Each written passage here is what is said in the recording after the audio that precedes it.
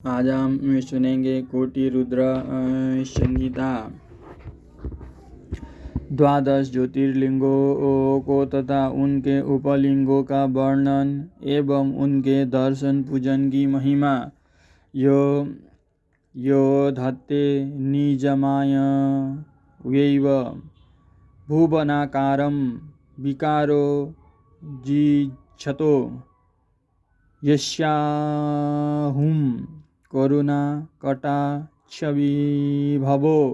स्वर्गापवर्गाधिधो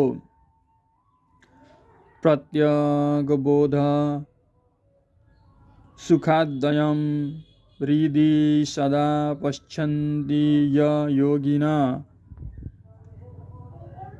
तस्मै शैलसुता चिताद्वपुषे शाश्वन्नमस्ते जसे।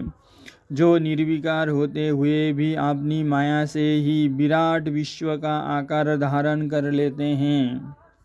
स्वर्ग और उपवर्ग मोक्ष जिनके कृपा कटाक्ष के ही वैभव बताए जाते हैं तथा योगी जन जिन्हें सदा अपने हृदय के भीतर अद्वितीय आत्मज्ञानानंद स्वरूप में ही देखते हैं, उन तेजोमय भगवान शंकर को जिनका आधा शरीर शैलराज कुमारी पार्वती से सुशोभित है, निरंतर मेरा नमस्कार है। कृपाली तवीक्षणं स्मितमनोज्ञवक्त्राम्बुजं शशंखकलयोज्ज्वलं शामितघोरतापत्रयम् करोतु किमपि स्फुरत् परमसुख्यसच्चिदूपुरधराधरसुताभुजोद्वलयितं महोमंगलम। जिनकी कृपा पूर्ण चितवन बड़ी ही सुंदर है, जिनका मुखारविंद मंद मुस्कान की छटा से उत्पन्न अत्यंत मनोहर दिखाई देता है, जो चंद्रमा की कला से परम उज्ज्वल है, जो आध्यात्मिक आदि तीनों तापों को शांत कर देने में समर्थ है, जिसका स्वरूप सच्चिन्मय एवं परमानंद रूप से प्रकाशित होता है तथा जो गिरिजानंदिनी पार्वती के भुज पास से आवेष्टित है, वो शिव नामक को ही अनिर्वचनीय तेज पुनः सबका मंगल करे। ऋषि बोले, सुत जी, आपने संपूर्ण लोगों के हित की कामना से नाना प्रकार के आख्यानों से युक्त जो शिवावतार का महात्म्य बताया है, वो बहुत ही उत्तम है। तात आप पुनः शिव के परम उत्तम महात्म्य का तथा शिवलिंग की महिमा का प्रसन्नता पूर्वक वर्णन कीजिए। आप शिव भक्त में श्रेष्ठ है, अतः धन्य है प्रभु। आपके मुखारविंद से निकले हुए भगवान शिव के सुरम्य यशरूपी अमृत का आपने कर्णपुटों द्वारा पान करके हम तृप्त नहीं हो रहे हैं, अतः फिर उसी का वर्णन कीजिए। व्यास शिष्य, भूमंडल में तीर्थ में जो शुभलिंग है अथवा अन्य स्थलों में भी जो प्रसिद्ध शिवलिंग विराजमान है, परमेश्वर शिव के उन सभी दिव्य लिंगों का समस्त लोगों के हित की इच्छा से आप वर्णन कीजिए। सुत जी ने कहा, महर्षियों, संपूर्ण तीर्थ लिंगमय है, सब कुछ लिंग में ही प्रतिष्ठित है, उन शिवलिंगों की कोई गणना नहीं है, तथापि मैं उनका किंचित वर्णन करता हूँ। जो कोई भी दृश्य देखा जाता है तथा जिसका वर्णन एवं स्मरण किया जाता है, वो सब भगवान शिव का ही रूप है। कोई भी वस्तु शिव के स्वरूप से भिन्न नहीं है। साधु शिरोमणियों, भगवान शंभु ने सब लोगों पर अनुग्रह करने के लिए ही देवता, असुर और मनुष्य सहित तीनों लोगों को लिंग रूप से व्याप्त कर रखा है। समस्त लोगों पर कृपा करने के उद्देश्य से ही भगवान महेश्वर तीर्थ में और अन्य स्थलों में भी नाना प्रकार के लिंग धारण करते हैं। जहाँ जहाँ जब जब भक्तों ने भक्तिपूर्वक भगवान शंभु का स्मरण किया, तहाँ तहाँ तब जहाँ तहाँ तहाँ तब अवतार ले कार्य करके वे स्थित हो गए। लोगों का उपकार करने के लिए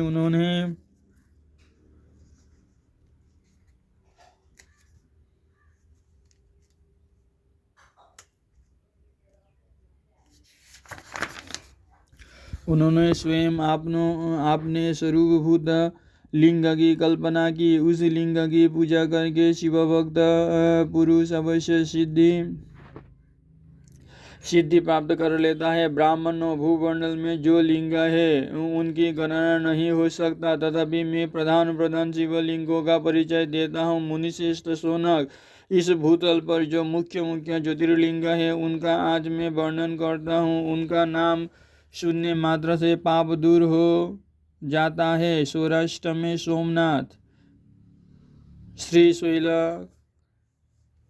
पर मल्लिकार्जुन, उज्जैन में महाकाल, ओमकार तीर्थ में परमेश्वर, हिमालय के शिखर पर केदार, डाकिनी में भीमशंकर, वाराणसी में विश्वनाथ, गोदावरी के तट पर त्र्यंबकम, चिताभूमि में वैद्यनाथ, दारुका वन में नागेश, श्वेतबंध में रामेश्वर तथा शिवालय में घुष्मेश्वर का स्मरण करे। जो प्रतिदिन प्रातःकाल उठकर इन 12 नामों का पाठ करता है वो सब पापों से मुक्त हो संपूर्ण सिद्धियों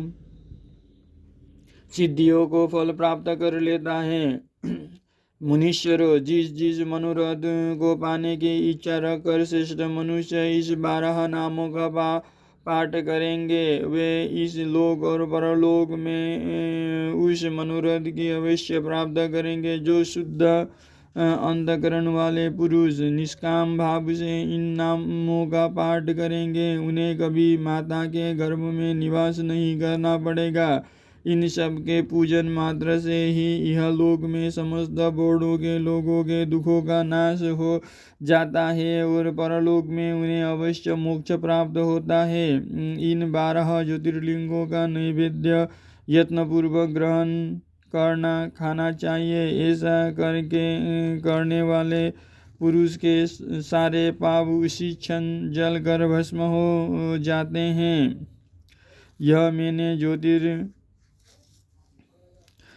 मैंने ज्योतिर्लिंगों के दर्शन और पूजन का फल बताया। अब ज्योतिर्लिंगों के उपलिंग बताए जाते हैं। मुनीश्वरों, ध्यान देकर सुनो। सोमनाथ का जो उपलिंग है उसका नाम अंतकेश्वर है। वो उपलिंग मही नदी और समुद्र के संगम पर स्थित है। मल्लिकार्जुन से प्रकट उपलिंग रुद्रेश्वर के नाम से प्रसिद्ध है। वे भृगु कक्ष में स्थित है और उपासकों को सुख देने वाला है। महाकाल संबंधी उपलिंग दुग्धेश्वरी या दूधनाथ के नाम से प्रसिद्ध है। वो नर्मदा के तट पर है तथा समस्त पापों का निवारण करने वाला कहा गया है।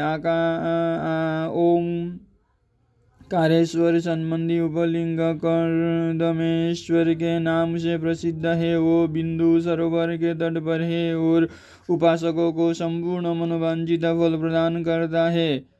केदारेश्वर संबंधी उपलिंग भूतेश्वर के नाम से प्रसिद्ध है और यमुना तट पर स्थित है। जो लोग उसका दर्शन और पूजन करते हैं उनके बड़े से बड़े पापों का वो निवारण करने वाला बताया गया है।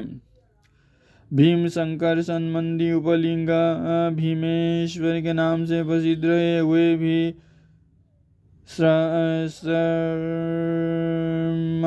पर्वत पर ही स्थित है और महान बल की बुद्धि करने वाला है। नागेश्वर संबंधी उपलिंग का नाम भी भूतेश्वरी ही है। वो मल्लिका सरस्वती के तट पर स्थित है और दर्शन करने मात्रा से सब पापों को हर लेता है। रामेश्वर से प्रकट हुए उपलिंगों को गुप्तेश्वर और घुष्मेश्वर से प्रकट हुए उपलिंगों को व्याघ्रेश्वर कहा गया है। ब्राह्मणों, इस प्रकार यहाँ मैंने ज्योतिर्लिंगों के उपलिंगों का परिचय दिया।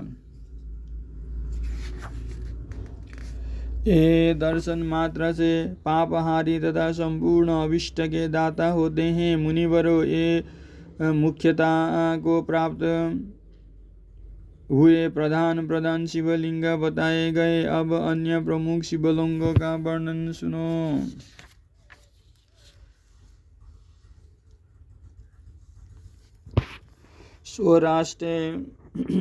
सौराष्ट्रे सोमनाथ च श्रीशैले मल्लिकार्जुनम् उज्जयिन्यां महाकालमोकारे परमेश्वरं केदारं हिमवत्पृष्ठे डाकिन्यां भीमशङ्करं वाराणस्या च विशेषं त्र्यम्बकं गौतमीतटे वैद्यनाथं चितभूमौ नागेश दारुकावने सेतुबन्धे च रामेश घुष्मेश तु शिवालये द्वादशोतानि नामानि प्रातरुत्थाय य पठेत सर्वपापै विनिर्मुक्तं सर्वसिद्धिफलं लभेत। ग्रामो मेषां च नैवेद्य भोजनीयं